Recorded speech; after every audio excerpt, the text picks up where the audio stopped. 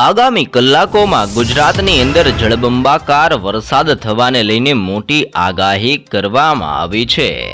નવી સિસ્ટમનો સ્ટ્રફ ગુજરાતથી લઈને જોધપુર ગ્વાલિયરનો વિસ્તાર, અલ્હાબાદ, ભુવનેશ્વર, નાગપુર અને મુંબઈના વિસ્તારો સુધી આ નવી સિસ્ટમનો પટ્ટો, નવી સિસ્ટમનો સ્ટ્રફ લંબાયેલો જોવા મળ્યો છે। આ સંપૂર્ણ વિસ્તારોની અંદર એક બાદ એક નવી સિસ્ટમો સક્રિય બનવાના કારણે આગામી કલાકોની અંદર પવનની તીવ્રતા સાથે મેઘમહેર થવાને લઈને મોટી આગાહી કરવામાં આવી છે। જેમાં પણ ધાનબડ, અલ્હાબાદ, ગ્વાલિયરનો વિસ્તાર, મુંબઈની સાથે ગુજરાતના વિસ્તારોમાં આજે અતિ ભારે વરસાદ પડવાને લઈને યલો એલર્ટ જાહેર કરવામાં આવી રહ્યું છે। ગુજરાતના દરિયાકાંઠાના વિસ્તારોની અંદર પણ તીવ્ર અને ઘાતક પવનો ફૂંકાઈને ગુજરાત ઉપર અત્યારે ભારે અસરો કરતા જોવા મળ્યા છે। આમ નવી સિસ્ટમોના કારણે ગુજરાતની અંદર ચોમાસું પણ હવે મજબૂત બનતું જોવા મળી રહ્યું છે અને સાથે જ આજે સૌરાષ્ટ્રના સંપૂર્ણ વિસ્તારોની અંદર અને દક્ષિણ ગુજરાતના જિલ્લાઓમાં આજે ભારે પવનની તીવ્રતા સાથે મેઘતાંડવ થવાને લઈને આગામી કલાકોની અંદર મોટી આગાહી આપવામાં આવી છે।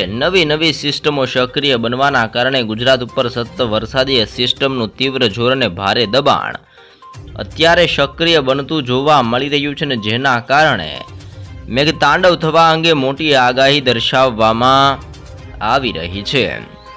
જેમાં આજે ગુજરાતના કયા જિલ્લાને કયા વિસ્તારોની અંદર અતિભારે વરસાદની આગાહી આપવામાં આવી છે, જેની સંપૂર્ણ માહિતી મેળવવાના છીએ। સૌરાષ્ટ્રના દરિયાકાંઠાના વિસ્તારો અને દક્ષિણ ગુજરાતના દરિયા કિનારાના વિસ્તારોની અંદર આજે અતિભારે વરસાદ વરસી શકે છે। જોકે કચ્છનો વિસ્તાર, ઉત્તર ગુજરાતની સાથે મધ્યમ ગુજરાતના વિસ્તારોની અંદર મધ્યમથી લઈને ભારે વરસાદની આગાહી કરવામાં આવી રહી છે। જેમાં પણ જિલ્લાઓ પ્રમાણે અત્યારે માહિતી મેળવીએ તો આજે સૌરાષ્ટ્રના દરિયા કિનારાના વિસ્તારોની અંદર ભારે સિસ્ટમનું તીવ્ર દબાણ સક્રિય બનીને તીવ્ર અસરો કરતું જોવા મળી રહ્યું છે। જેમાં આજે અલંગ, ભાવનગર, મહુવા, અમરેલી, ઉના, જૂનાગઢનો વિસ્તાર, વેરાવળના વિસ્તારોની અંદર ગોંડલ, જસદણ, રાજકોટ, ભાનવડ, પોરબંદર, દેવભૂમિ, દ્વારકા, સલાયા, જામનગરના વિસ્તારોમાં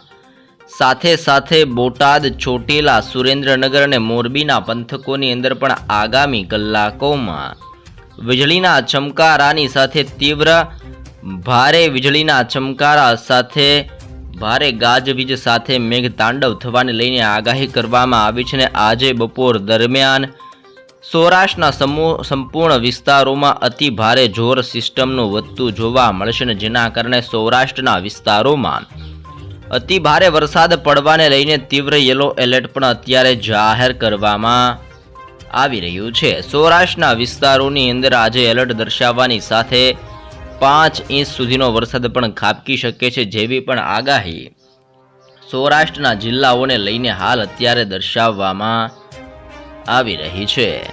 દક્ષિણ ગુજરાતના જિલ્લાઓની અંદર પણ હવે ધીમે સિસ્ટમમાં મજબૂત બનીને પોતાનું જોર દર્શાવતી જોવા મળી છે। જેમાં આજે વલસાડના વિસ્તારની અંદર, આહવાનો વિસ્તાર, વ્યારાના વિસ્તારોની અંદર, સુરત, તાપી, નવસારી અને ડાંગના જિલ્લાની અંદર પણ ભારે દબાણ સક્રિય બનતું જોવા મળ્યું છે। સુરતના વિસ્તારથી લઈને આહવાના વિસ્તારોની અંદર અતિ ભારે વરસાદ પડવાને લઈને આજે ઓરેન્જ એલર્ટ પણ જાહેર કરવામાં આવી રહ્યું છે।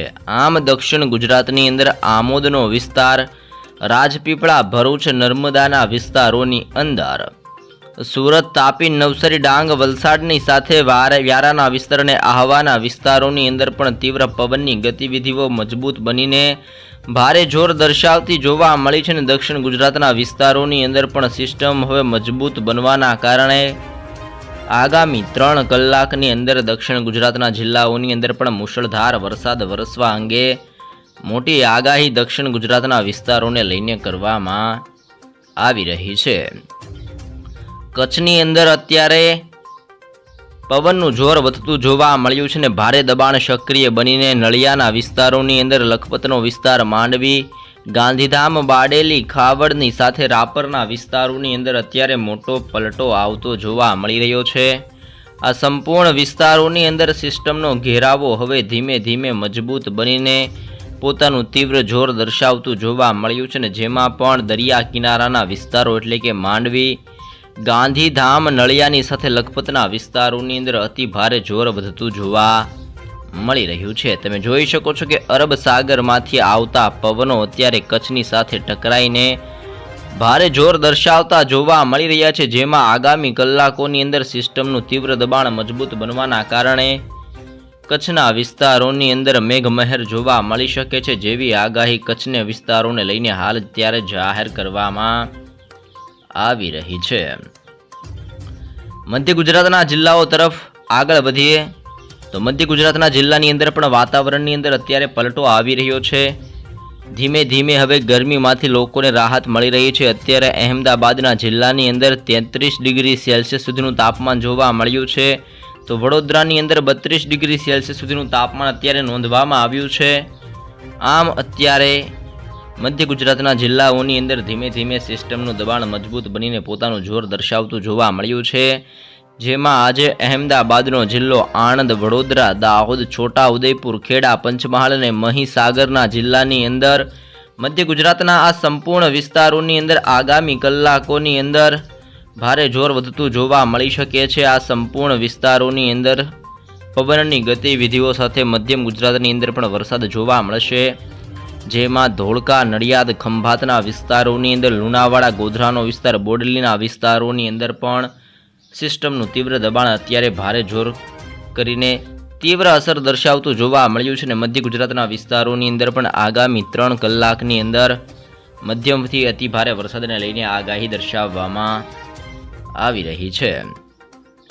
જોકે ઉત્તર ગુજરાતની અંદર અત્યારે અમુક વિસ્તારોમાં સિસ્ટમનું દબાણ નબળું પડતું જોવા મળ્યું છે, જેમાં બનાસકાંઠા, સાબરકાંઠા, અરવલ્લી, પાટણ, મહેસાણા અને ગાંધીનગરના જિલ્લાઓની અંદર હવે સિસ્ટમ પોતાનું જોર નબળું કરતી જોવા મળી છે, પરંતુ હજી પણ સિસ્ટમોની તીવ્ર અસરોને જોતા આજે ઉત્તર ગુજરાતની અંદર પણ ભારે મેઘખાંગા થઈ શકે છે, જેમાં બનાસકાંઠા, સાબરકાંઠા, અરવલ્લી, પાટણ, મહેસાણા અને ગાંધીનગરની અંદર જળબંબાકાર વરસાદ વરસી શકે છે.